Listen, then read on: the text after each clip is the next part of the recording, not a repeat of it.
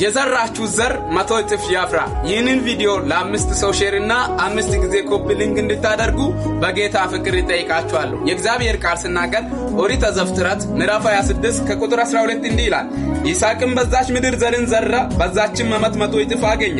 እግዚአብሔርም ባረከው፣ ባለጠጋ ሰውም ሆነ፣ እጅግም እስኪበልጥ ድረስ እየጨመረ ይበዛ ነበር እያለ እግዚአብሔር ቃል ይናገራል። ስለዚህ ይስሐቅ ይህንን ዘር ሲዘራ በጣም ራብ በሞላበት በስደት ምድር ላይ ሆኖ ጭንቀት በበዛበት ምድር ላይ እግዚአብሔር ዘርን ዘራ። ያ የዘራውም ዘር ደግሞ እጅግ በዝቶ 100 እጥፍ አፈራ። ዛሬም አንድ ነገር በኢየሱስ ስም እላችኋለሁ፣ በሕይወታችሁ በየትኛውም ሁኔታ ውስጥ ሆናችሁ፣ በየትኛውም ችግር ውስጥ ሆናችሁ፣ በየትኛውም ጭንቀት ውስጥ ሆናችሁ የዘራችሁ ዘር ጌታ በኢየሱስ ስም 100 እጥፍ ያፍራ። ያንን ደግሞ ያፈራውን ፍሬ ጠላት ሰይጣን ዲያብሎስ ሳይሆን እናንተ ራሳችሁ ደርሳችሁ በሕይወት እንድትበሉ ዘንድ